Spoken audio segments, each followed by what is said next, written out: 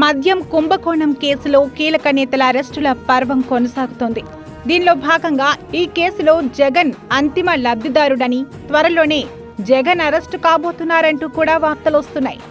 దీనికోసం Jagan party కేడర్తో meeting ఏర్పాటు చేసినట్లు తెలుస్తోంది.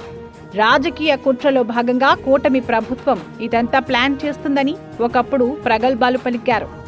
అంత ధీమాగా మాట్లాడిన జగన్మోహన్ రెడ్డి తాజాగా జరిగిన మిథున్ రెడ్డి అరెస్టుతో ఆందోళన చెందుతున్నట్లు సమాచారం. ఛార్జ్ షీట్లో తన పేరు కూడా ఉందని తెలియడంతో మాజీ సీఎం టెన్షన్ చెందుతున్నారని తెలుస్తోంది.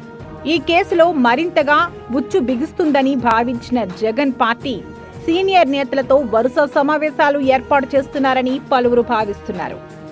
అయితే ఇదంతా పార్టీ కేడర్లో ధైర్యం నింపడం కోసమే ఈ సమావేశాలు నిర్వహిస్తున్నారని ఊహాగానాలు వ్యక్తమవుతున్నాయి.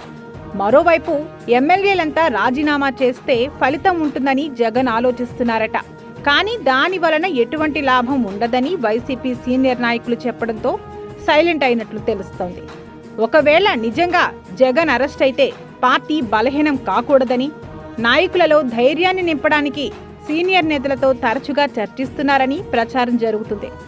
విభిన్న పరిణామాలతో లిక్కర్ కేసు విచారణ తీవ్రతరం అవడంతో జగన్లో భయం మొదలైందని, కాస్త లేట్ అయినప్పటికీ జగన్ అరెస్టు మాత్రం తథ్యమని రాజకీయ విశ్లేషకులు భావిస్తున్నారు.